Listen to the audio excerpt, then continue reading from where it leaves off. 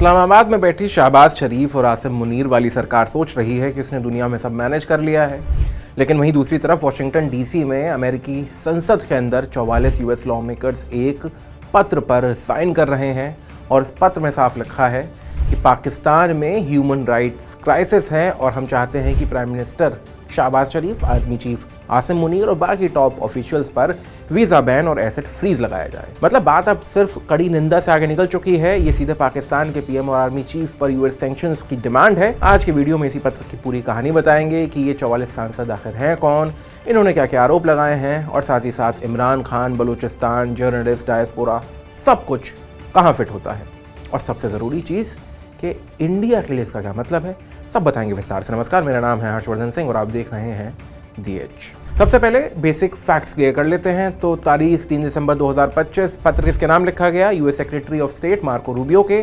Signatories थे 44 अमेरिकी सांसद, ज्यादातर डेमोक्रेट्स, कुछ रिपब्लिकन, यानी बाई पार्टीशन ग्रुप। लीड करने वालों में कुछ प्रमुख नाम थे, जिसमें कि इंडियन ओरिजिन की congresswoman Pramila Jayapal, congressman Greg Casar और दूसरे प्रोग्रेसिव डेमोक्रेट्स, और साथ ही कुछ रिपब्लिकन जो हमेशा से ह्यूमन राइट्स के मुद्दों पर बोलते रहे हैं। पत्र में कुछ खास मांगे थी कि पाकिस्तान के सीनियर ऑफिशियल्स पर इमीडिएट सैंक्शंस लगाए जाएं, जैसे कि वीज़ा बैन, यूएस एंट्री पर रोक, एसेट फ्रीज, अगर यूएस में पैसा या प्रॉपर्टी है तो उसे फ्रीज करना। पत्र में सीधे सीधे नाम लिया गया है पीएम शहबाज शरीफ की मिलिट्री बैक्ड सरकार, चीफ ऑफ आर्मी स्टाफ यानी जनरल आसिफ मुनीर और बाकी ऑफिशियल्स जो रिप्रेशन में शामिल हैं। लैंग्वेज काफ़ी सख्त है। लॉ मेकर्स ने लिखा है कि पाकिस्तान में एक वर्सनिंग ह्यूमन राइट क्राइसिस और escalating campaign of transitional repression चल रहा है। ट्रांजिशन रिप्रेशन क्या है? यूएस क्यों भड़का इस बात पर? तो ये सिर्फ पाकिस्तान के अंदर की ह्यूमन राइट स्टोरी नहीं है, ये यूएस की नज़र में अपनी ज़मीन पर हमला है। कैसे?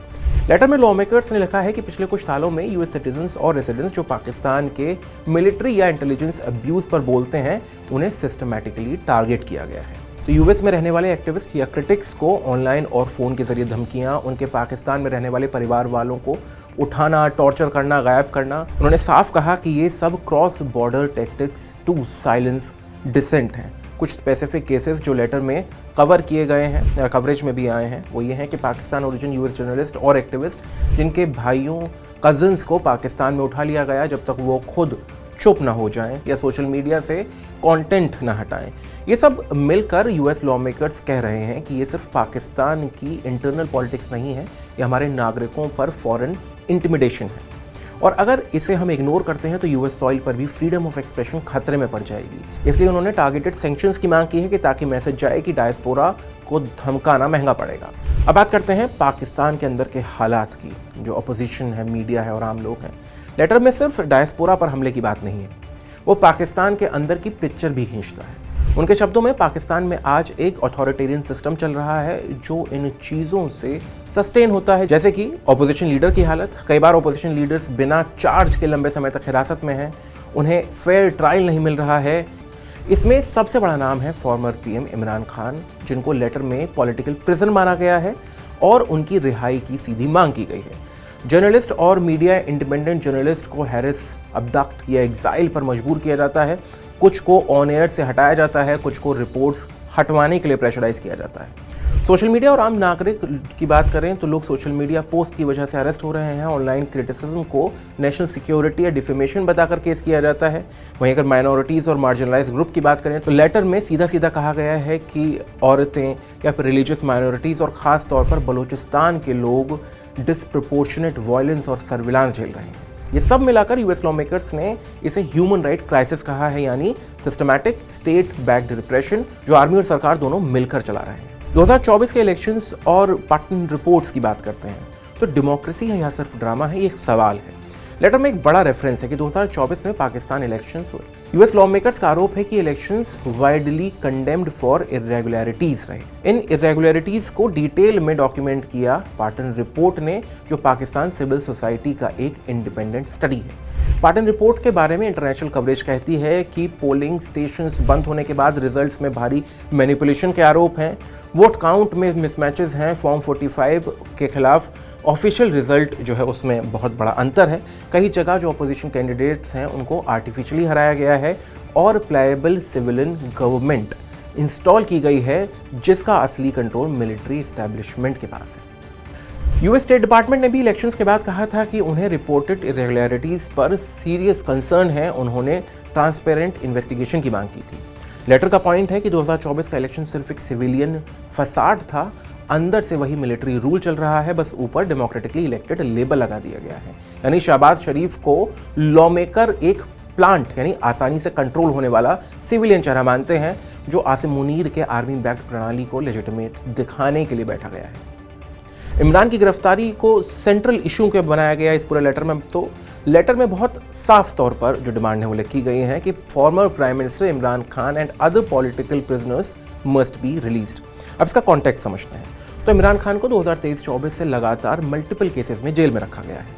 Toshakhana, cipher case, corruption, terrorism, हर तरह के चार्जेस। उनके सपोर्टर्स और कई इंटरनेशनल ऑब्जर्वर्स कहते हैं कि ये चार्जेस पॉलिटिकली मोटिवेटेड हैं और उन्हें फ्यूचर पॉलिटिक्स से काटने के लिए हैं। यूएस लॉमेकर्स की नज़र में खान सिर्फ एक एक्स पीएम नहीं है, वो इस बात का सिंबल बन गए हैं कि पाकिस्तान में जो मिलिट्री को चैलेंज करेगा वो जेल में होगा। इसलिए उनकी रिहाई सिर्फ एक व्यक्ति की केस नहीं है, बल्कि ये पूरे सिस्टम की क्रेडिबिलिटी का टेस्ट है। लेटर कहता है अगर यूएस सच में डेमोक्रेसी सपोर्ट करता है तो उसे खान समेत सभी पॉलिटिकल प्रिजनर्स की रिहाई की मांग करनी चाहिए और रिप्रेशन करने वाले ऑफिशियल्स पर टारगेटेड सैंक्शंस लगाकर कॉस्ट बढ़ानी चाहिए। सैंक्शंस की डिमांड क्या है? तो वीजा बैन और एसेट फ्रीज, इसका असर क्या होगा? अब कोर्ट सवाल ये है कि लॉ मेकर्स चाहते क्या हैं। प्रैक्टिकली उन्होंने मार्को रूबियो से ये कुछ स्पेसिफिक कदम उठाने के लिए कहा है। सबसे पहला है वीजा बैन्स। तो जिन ऑफिशियल्स पर क्रेडिबल आरोप हैं जैसे कि शहबाज शरीफ, आसिम मुनीर और दूसरे टॉप जनरल्स या ब्यूरोक्रेट्स, उनके और उनके इमीडिएट फैमिली मेंबर्स को यूएस वीजा रिवोक या डिनाई हो। दूसरा है एसेट फ्रीज। अगर इन लोगों के यूएस में बैंक अकाउंट्स हैं, प्रॉपर्टीज हैं, शेयर होल्डिंग्स हैं और वो फिलहाल मौजूद हैं तो उन्हें फ्रीज किया जाए ताकि वो यूएस बैंकिंग सिस्टम को इस्तेमाल न कर सकें। ये सब ग्लोबल मैग्नेट्स की एक्ट है और दूसरे US human rights sanctions framework के तहत पॉसिबल भी है। लॉ मेकर्स कहते हैं कि टारगेटेड सैंक्शंस दो काम करेंगे। यूएस सिटीजन्स को ट्रांजिशनल रिप्रेशन से बचाएंगे और ये साथ ही साथ मैसेज भी देंगे कि US openly human rights, rule of law और जुडिशियल इंडिपेंडेंस के साथ खड़ा हुआ है। यूएस और पाकिस्तान के रिश्तों और इंडिया के एंगल पर अब बात करते हैं। अब आती है वो बात जो इंडियन ऑडियंस के लिए सबसे ज़्यादा इंटरेस्टिंग है, यानी कि इंडिया के लिए इसमें क्या है। तो पाकिस्तान की ग्लोबल इमेज और आइसोलेशन। जब यूएस कांग्रेस के 44 सांसद खुलेआम पाकिस्तान के पीएम और आर्मी चीफ पर सैंक्शंस की बात करेंगे तो इंटरनेशनल परसेप्शन क्लियर है। पाकिस्तान को डेमोक्रेसी नहीं, मिलिट्री ड्रिवन अथॉरिटेरियन स्टेट की तरह देखा जा रहा है। इंडिया के लिए ये नैरेटिव थोड़ा सा हेल्पफुल है क्योंकि पाकिस्तान का मॉरल हाई ग्राउंड और भी कमजोर होगा। कश्मीर, बलूचिस्तान, आतंकवाद पर भारत का केस और मजबूत होगा।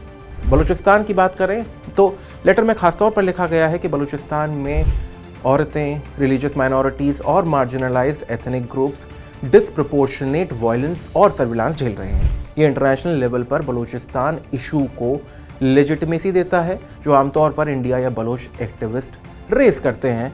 अब उसे यूएस लॉ मेकर्स भी अंडरलाइन कर रहे हैं, लेकिन खतरे भी हैं। ये भी समझना होगा कि अगर पाकिस्तान इंटरनल तौर पर और अनस्टेबल होता है तो पॉलिटिकल पोलराइजेशन बढ़ता है, इकोनॉमिक कोलैप्स वर्सन होता जाता है, मिलिट्री और ज़्यादा इनसिक्योर होती है, तो spill over terrorism, refugee pressure और न्यूक्लियर सुरक्षा का रिस्क भी बढ़ सकता है। इंडिया को हमेशा से दो चीज़ें बैलेंस रखनी होती हैं, पाकिस्तान का आइसोलेशन और प्रेशर। वहीं दूसरी तरफ पाकिस्तान को कोलैप्स से पैदा होने वाली रीजनल इंस्टेबिलिटी। ये दोनों चीज़ों के बीच में भारत को हमेशा से एक बैलेंस बना के रखना पड़ता है। आगे क्या हो सकता है, तो इसमें कुछ पॉसिबिलिटीज़ हैं जैसे कि स्टेट डिपार्टमेंट या तो इस पर एक्शन ले या फिर इस लेटर को इग्नोर करे। फाइनल डिसीजन रूबियो और ट्रंप एडमिनिस्ट्रेशन का होगा। अगर वो मैग्निट्स्की स्टाइल सैंक्शंस लगाते हैं तो ये पाकिस्तान यूएस रिलेशंस में एक बड़ा क्रैक होगा। अगर नहीं लगाते हैं तो यूएस कांग्रेस में और प्रेशर बढ़ेगा, हियरिंग्स, पब्लिक डिबेट हो सकती हैं। पाकिस्तान की प्रतिक्रिया, आधिकारिक रिएक्शन अभी पूरा नहीं आया है, लेकिन जो नैरेटिव है, जो वहाँ से आने की उम्मीद है वो यही है कि इंटरनल मैटर है, फॉरेन इंटरफेरेंस और इंडिया लॉबी आदि यही सारी चीज़ें होने वाली हैं। और बात रही इमरान खान की, तो अगर इंटरनेशनल प्रेशर बढ़ता है तो पाकिस्तान एस्टेब्लिशमेंट को खान की जो सज़ा है या फिर उसके केसेस हैं, डिटेंशन जो है, उसको एडजस्ट करना पड़ सकता है। भारत इस पर अगर कोई सामने आकर बयान ना भी दे, मगर वहीं ये पता है कि पीछे से इस नैरेटिव का इस्तेमाल कर सकता है यूएन फोरम्स में, वेस्टर्न कैपिटल्स में, ह्यूमन राइट्स डिस्कशन में। तो बॉटम लाइन ये है कि यूएस कांग्रेस में ये लेटर सिर्फ रूटीन बयान नहीं है, ये सीधा पाकिस्तान के पीएम और आर्मी चीफ को टारगेट करना है, जिसमें सैंक्शंस और रिटन डिमांड है। इसमें transitional repression, election rigging, Imran Khan की डिटेंशन, जर्नलिस्ट और माइनॉरिटीज पर क्रैकडाउन और बलूचिस्तान के हालात की बात है, सबको एक नैरेटिव से जोड़ा गया है। आगे क्या होगा, सैंक्शंस लगेंगे या नहीं, खान की रिहाई होगी या नहीं, पाकिस्तानी आर्मी थोड़ी नर्म होगी या और हार्ड लाइन लेगी, ये सब आने वाले महीनों की कहानी है। लेकिन एक बात तय है कि वॉशिंगटन में पाकिस्तान की बात सिर्फ जियो स्ट्रेटेजी नहीं है, ह्यूमन राइट क्राइसिस के फ्रेम में भी होगी और साउथ एशिया की किसी भी फ्यूचर डील में ये लेटर बैकग्राउंड में हमेशा मौजूद रहेगा। आपको क्या लगता है कि इस लेटर से पाकिस्तान की अंतर्राष्ट्रीय छवि पर क्या असर पड़ेगा, और अगर कोई असर पड़ता है तो उसका महत्व भारत के लिए क्या है? आप अपनी राय हमें कमेंट बॉक्स में बता सकते हैं। बाकी वीडियो कैसा लगा आप ये भी हमें बता सकते हैं। अगर अच्छा लगा हो तो इसे लाइक करें, अपनों के साथ शेयर करें और ऐसे ही वीडियोज़ को लगातार देखते रहने के लिए दी एज को फॉलो और सब्सक्राइब करना ना भूलें।